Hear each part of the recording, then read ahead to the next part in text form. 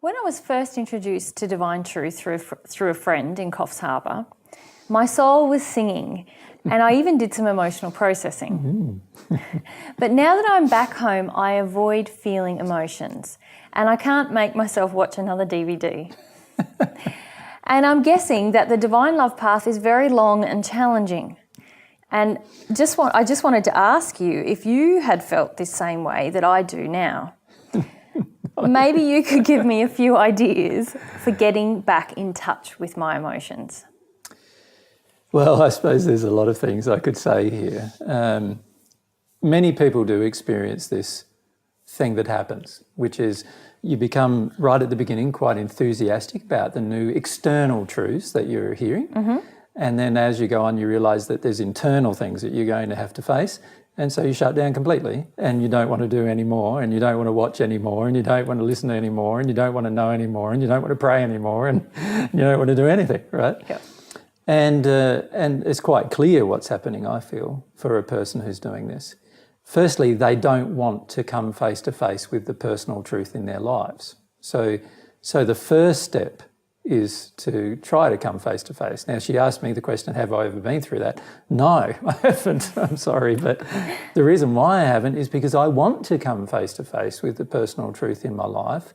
I don't feel resistive to divine truth ever. I'm always fascinated by God and God's truths. Mm-hmm. And I feel that everybody would be, unless they have some major blocks or major fears or major addictions that they don't want to give up. Now, for the average person who comes into contact with divine truth, there is a lot of addictions initially for them. Mm-hmm. And the majority of people are very, very happy to find out about external truth. So they're very happy to find out that God's loving and not a punishing God, and they're very happy to find out, the way the universe is constructed, and they're very happy to find out there's a spirit world and there's life after death, and they're very happy about all of those external, what I would call knowledge-based things about the universe.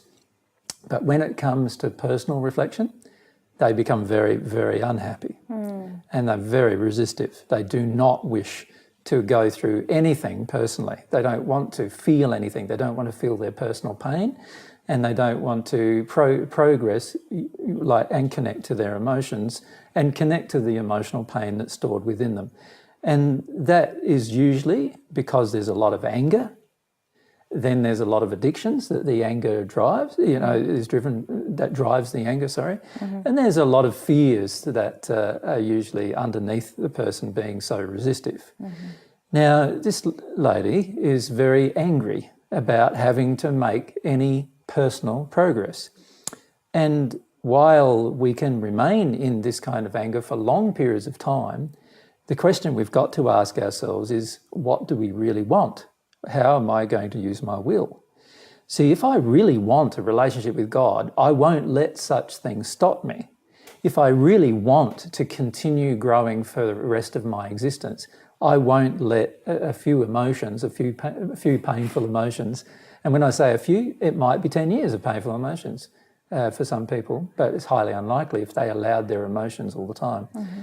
But let's say it is 10 years. Surely 10 years of some painful emotions is worth thousands of years of joy, in terms of making that progress.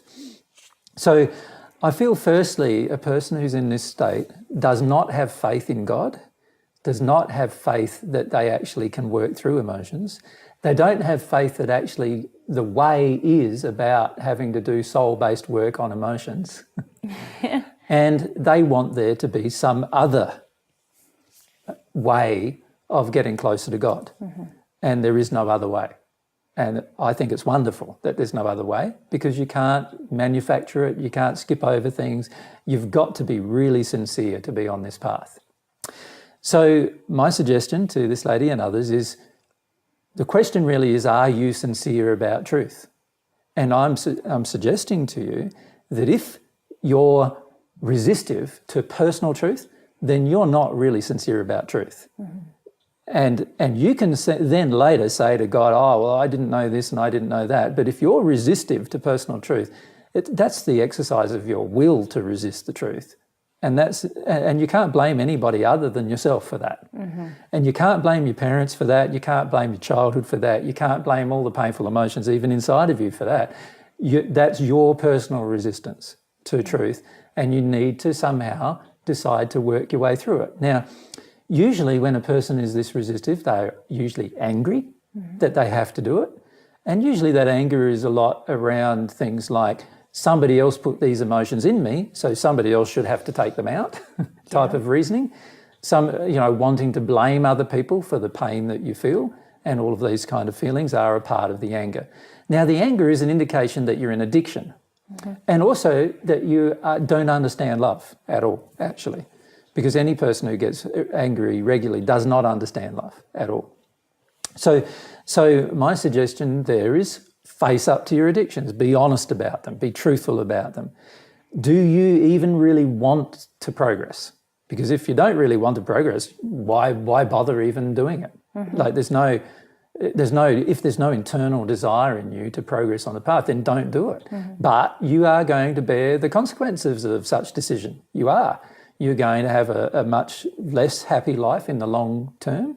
You are also going to have much more struggle in your life in the short and long terms, because you're resistive to God's whole universal structure of love. And if you're honest with yourself, you don't really want to become more loving. So you've got to look at why you wouldn't want to become more loving. Now, sometimes that's anger that is driving that. Sometimes it's addictions driving that. And sometimes it's fear driving that. So for the person who's angry, then there's a lot of usually justifying emotions for their rage. For the person who's in their addictions, they just don't want to get rid of their addictions, because if they're afraid that if they get rid of their addictions, there'll be nothing left. And that's often the case once you start doing that.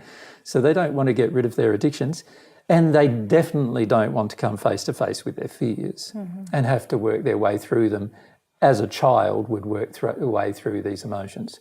So I feel this is a very important thing, that we need to, at some point, decide that we're going to actually feel these childlike emotions that are still locked up within us, and that we actually use our will in a positive manner to become more loving. And the only way we're going to become more loving from God's perspective is by removing from ourselves, through experiencing these emotions, removing the emotions that cause us to be unloving. And if we're not sincere about that process, yes, you're going to find the divine truth path or the way very, very difficult. In fact, impossible, because God's constructed it in such a manner. God's constructed it that you have to be sincere. You have to have a true longing for God, and you have to have a true longing to know the truth about yourself and the truth about the universe. And you can't just know the truth about the universe and ignore all the truths about yourself.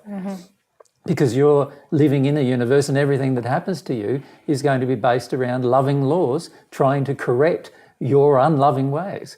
And so, of course, and how long it takes is going to be completely dependent upon how willing you are.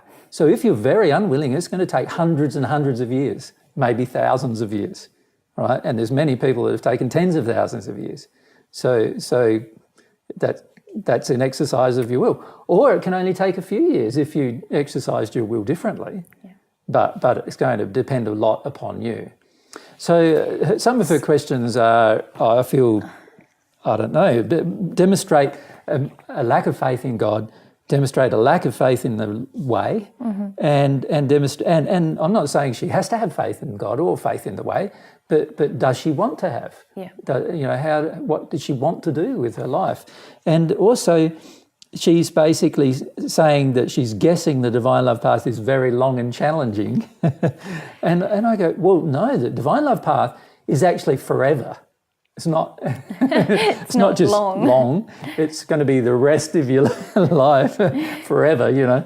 So I suppose that's very, very, very, very long, if you look at it that way. But it's only challenging when we resist everything, and this is what I find quite strange: is that people have all of these challenges on the path, and they don't acknowledge that the challenges are a direct result of their own resistance.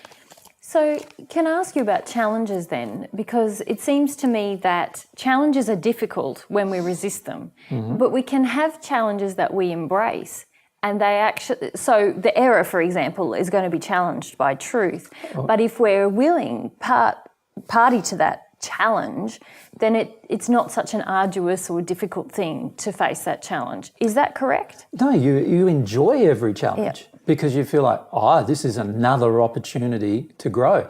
You see, once you've received some of God's love, you're a very positive person. You're very optimistic. So you're not pessimistic at all. You don't think, isn't this terrible? This is going to last forever, or any of those kind of things. You feel completely the opposite of that because you've received some of God's love. You know that God's optimistic. God's optimistic that you can go do it. God created your soul to do it. You understand these things. And so you feel very optimistic about every challenge. And so you don't even see them really as a challenge. You just see them as, wow, this is a great opportunity for me to grow and to change. And why wouldn't I take the opportunity? It's an opportunity God's giving me right in this moment to do that. So I don't even see them really as challenges. I just see them more as events that my soul attracts to demonstrate to me where I'm out of harmony with love, and I have the option, and of course I desire to always take that option, to actually see the truth of what is really going on, to feel about the causal emotions that exist in me that attracted the event. And once I do, I know that I'm never going to have to go through that experience again. Isn't that wonderful? Most people in their day-to-day life, every single day, have similar experiences that are negative, and they go through them the next day, the next day, next day, and they have no hope that it's not going to happen again because they don't know how to stop it from happening. And I feel like the way shows you how to stop it from all happening, to actually embrace a life that is much more positive, much more enjoyable, and also you feel much more inner joy because you know you're working your way through your fears, you're getting rid of addictions, you know you're becoming a more loving person. That love is demonstrated through your actions to other people and also to yourself. You become happier as a result, not sadder, happier as a result. And so I feel that there are so many positive benefits of following the way for the rest of your existence. Why wouldn't you do it? I can't understand why a person would choose not to do it. Now, because of her choices to resist her rage and resist her addictions and resist knowing about her fears and feeling them, and to resist feeling her inner pain, which is the real problem, of course she's going to be shut down to emotions. And of course you're not going to want to watch any DVDs about divine truth. Like, fair enough. Why watch something that's just going to tell you need to connect to something that you don't want to connect to? My suggestion to her is to look at the reasons why, rather than ignoring the reasons why. Why doesn't she want to? And a lot of times why is all about, I'm afraid I'll lose my family, I'll lose my friends, I'm afraid. And when we start listing it all down, we find that there's literally hundreds of reasons why we don't want to do it.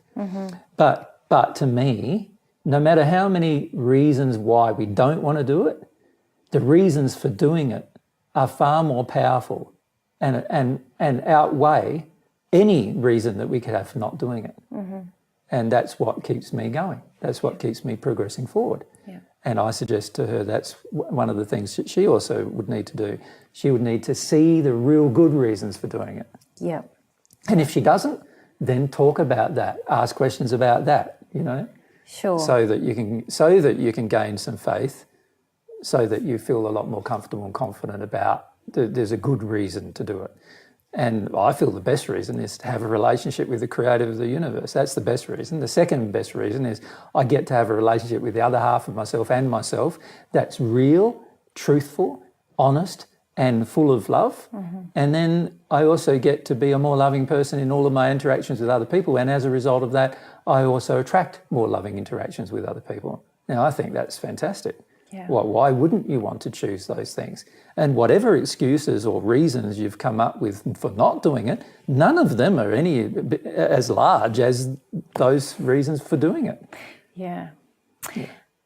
So if I recap a little on what you said, that's very motivating, what you've just been saying. But it is something that we commonly hear from people, look, I'm just so emotionally shut down, and this lady's asking, how can I get back in touch with my emotions? And you've listed quite a few things that obviously this lady is in resistance to. So you listed a resistance to personal truth. Well, let's start even before then. she has no faith that doing it will actually benefit her in any way. That's the first thing. Yep. And then because she has no faith, she's got a complete resistance to personal truth.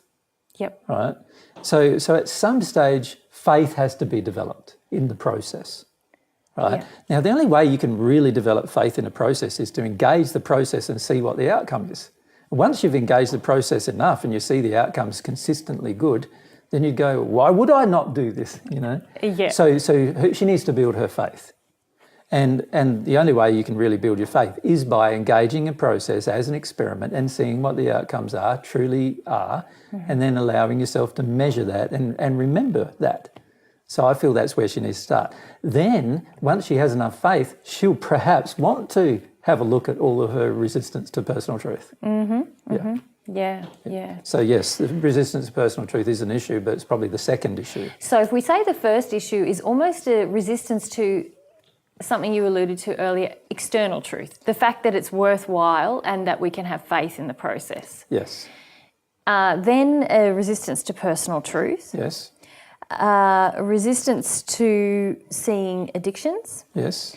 And anger and fear. Well, a resistance to fear, not just seeing them, but feeling them. Sorry. So feeling her anger, feeling her addictions, and feeling her fear, and feeling her pain. And she's worried that her life will change. So she doesn't want to do it. And if you don't want to do it, don't. Well, but you're going to bear the consequence of not doing it. Yeah. I don't advise it, but what else can you say? You're allowed to make the choice to not do it. God says to you, you're allowed to be where you are right now for the rest of your existence if that's what you want. The question I would ask myself if I was her is, do I want that? Do I want to live the current life that I have for the rest of my existence? Because that's what I'm going to do if I don't change. And if I don't embrace some kind of change that's real, I'm going to live this life, not only all the way through my life on earth, but I'm going to live it also in the spirit world. It's going to be a pretty mundane life for the rest of my existence unless I decide to do something different. Yeah. And my suggestion to her is there's plenty of motivation to do something different. There's plenty of truth that would motivate you to do something different. You've just got to question about whether you really believe any of it. Yes. And the only way you can improve your belief is by reading, studying, experimenting. And to do that, you're going to probably have to watch a few DVDs to help you, unfortunately. I think it's an interesting question in that I know a lot of people who just sort of say, I was feeling emotion, and the emotions ran out, they went away. And yes. I'm so amused by that because that's an indication that fear and addiction's just kicked in. Exactly. And I suppose that's what I wanted to highlight because I've been one of those people where you just go, it's all gone and dried up.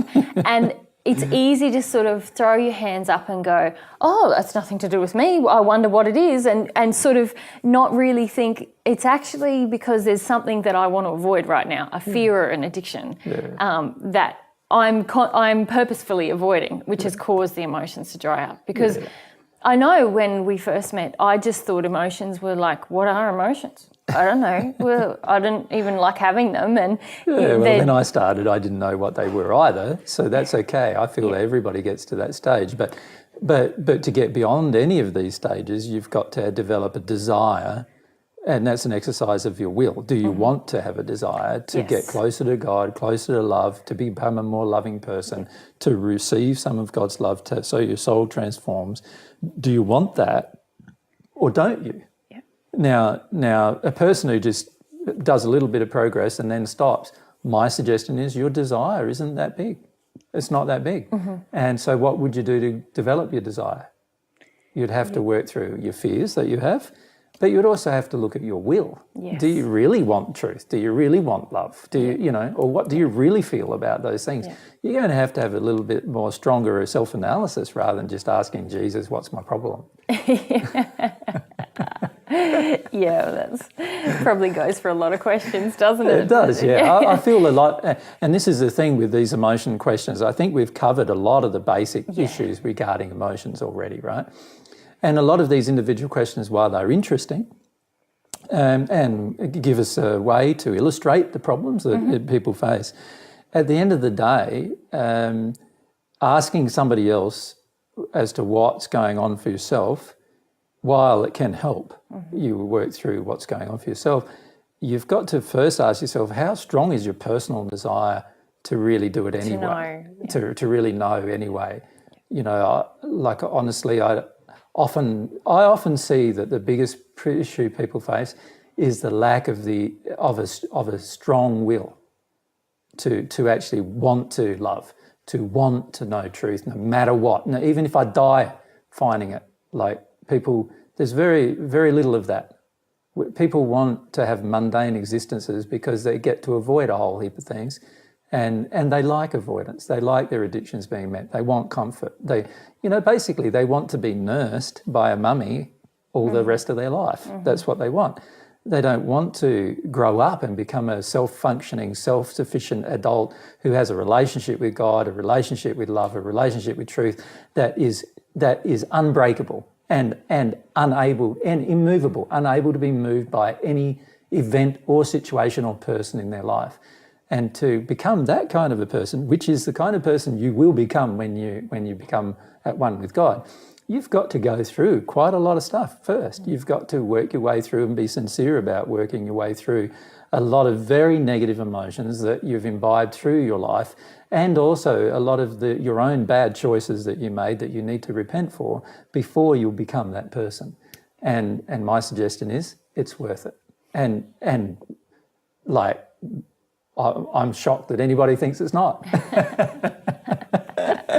But I understand that when you begin, for a lot of people, they realise that their will isn't very well developed and they have very little faith, and they've only ever wanted to have their ears tickled, as the Bible says, and not really want to have to work through issues.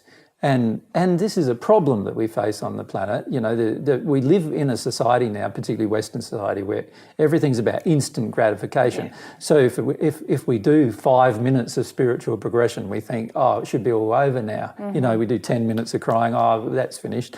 You know, and to be frank, no, it didn't enter you in 10 minutes. Yeah. It entered you over years and years and years, generally, of oppression. How can you expect that something that's entered you over years and years and years is only going to take 10 minutes, half an hour, days, weeks, or even months?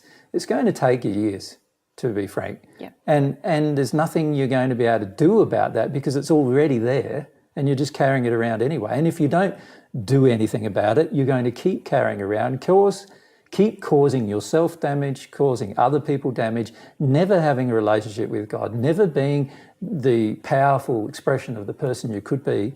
And so, like, why would you want to choose that? It makes no sense to choose that from a logical perspective. Yeah. So I would just encourage this lady to look at those things that we've mentioned. In amongst those things are some of the reasons why she stopped emotional processing. Yeah. And honestly, once she works through those feelings, she'll probably feel attracted to listening or watching some DVDs, or they're not DVDs anymore, they're videos on YouTube or whatever. And she'd also probably be much more attracted to really developing her relationship with God, her relationship with herself, her relationship with her soulmate, developing the love that comes out of her wanting to know the truth about her life, not only external things, but wanting to know the truth about her life, what's happened to her, the feelings that she has, and feeling those feelings because she's going to feel alive when she does. Yeah. So that's what I would recommend to her. Yeah, it really is worth it, hey? Yeah.